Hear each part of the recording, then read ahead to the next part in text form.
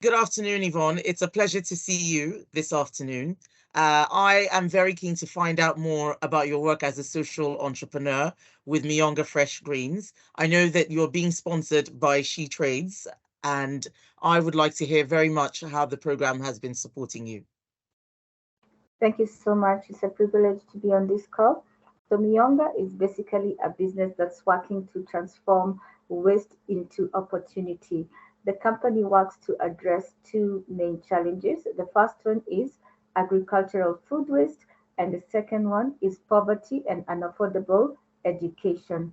So, when it comes to agricultural food waste in Kenya and in East Africa, about 40% of fruit crops like mangoes and pineapples is typically left at the farm gate level, that is in rural Kenya, and it's left to rot primarily because it's considered not too cosmetically attractive, although the Mm, fruit is still quite delicious.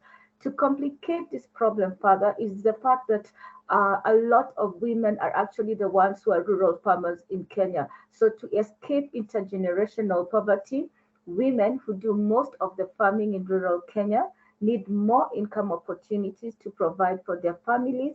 And research shows that these women actually reinvest 80% of their income into their families. So companies like Miyonga then work with such companies to help address at least four of the SDGs, one of it being poverty reduction. That's by mhm. providing income earning opportunities to these women, and then education, because once the women earn income, they then reinvest the income into their families, then reduction of inequality and decent work opportunities. So that's what Miyonga does. That sounds absolutely fantastic. Not just because it is a company that's helping to reduce poverty, but also because it is working towards climate change. So I think that it's covering so many different problems that we're trying to resolve in the world. I think that food waste is one of the areas where we misuse the wonderful biodiversity we have all over the world. But I just wanted to know a little bit more about the type of women who you are helping in particular, or to be honest, the type of farmers, because I believe it's mainly smallholders in Kenya who are impacted by this. Perfect.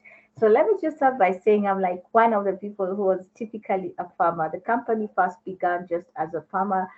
We began as farmers that just had 1.5 acres. This company is actually a women-led organization. We have two partners, Mm. that's myself and my sister, who are the co-owners of the business. So when it first began, our interest was to see if we could create employment opportunities for women in rural Kenya. But just to describe what the real challenges were to these women was the fact that most of them didn't either have access to education or access to knowledge or learning. So, for example, if you're running a business, you do have to write down, you do have to record every time you're making payments.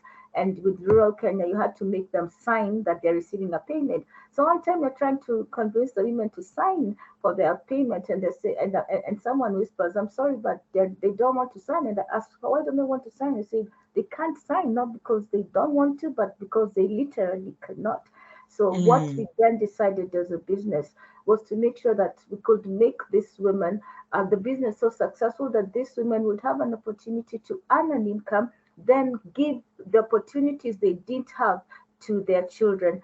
And of course, what then that meant is that we had to move our business from just being a farming business to being an agri business. And this is right. where the support from SheTrades Commonwealth was really helpful. And can I just ask, how did you get involved as a social entrepreneur? Because that was not your initial training, as my understanding. Yes. So let me just say that simply, it's just like everybody else. Sometimes you just have problems, and the problems make you try to look for solutions. So for me, it was trying to find out solutions in terms of the problems that we were having in the family, where I had a good job, but you had other people who didn't have jobs. And so you're having a conversation with a friend, and she tells me, "Why don't you try farming? Why don't you try so that you can actually earn some income?" Invest some of what you're earning into the business, then your family members work in that particular farm. So that's how it came out. So from initially just trying to get jobs for about 2 other people in the company, we're now working with over 13 people who are permanent staff, but creating casual work employment to about 200 to 250 people. That's over 7 years later. So you never quite know what your problems can push you into. That's absolutely right. And Yeah. I'm curious to know, do you have any future growth plans? Because it sounds like you've been expanding quite a bit. Yes, absolutely. We do have some future growth plans. So from 7 years ago, where we're just 1.5 acres, and now into a company that's exporting to different European destinations. That's Europe and the UK. That's fresh fruits and dried fruits. We came up with a model that helps us reduce the waste at the farm gate level, and this is just for fruits. But we do realize that this problem is not unique to Kenya. This is a challenge that's happening all across Africa, where we have different farmers that do have good produce, but they do not have the technology or know-how on how to add value to it so that they can attract better income opportunities. So we would want to replicate our model across East and West Africa, where there are high value crops that are actually still going to waste at the farm gate level, while it's women in these rural farms that actually can help to make and transform this produce into income earning opportunities. So our growth plans scale up what we've been able to do in Kenya to the rest of East Africa as well as West African countries. That is fantastic and really inspirational. I'm curious to know, do you have advice for other female entrepreneurs who have these sorts of aspirations? Yes, I do have some advice for them. One of it is just go for it. And what I would say the most powerful tool that they can make use of is the information that is made available through online platforms and learning opportunities, like what we got from the SheTrades Commonwealth program. When we first joined, we really didn't have a clear export strategy. So, and the program does give you an online platform where you get to learn and come up with a proper business plan. Then the second thing, we did not know much about the markets, and all this information was provided through the online platform. And last but not least, at least, and this is key, because in the end, you can have all the wonderful ideas, have perfect innovations, but if there's no clear market for your product, you're not able to then sell it. So they then provided opportunities for us to engage in trade fairs where we were able to meet specific buyers. So if you're wondering what's the most powerful tool you can have right now, it's right next to you. And I'll call it, like, let me just say, it's your phone.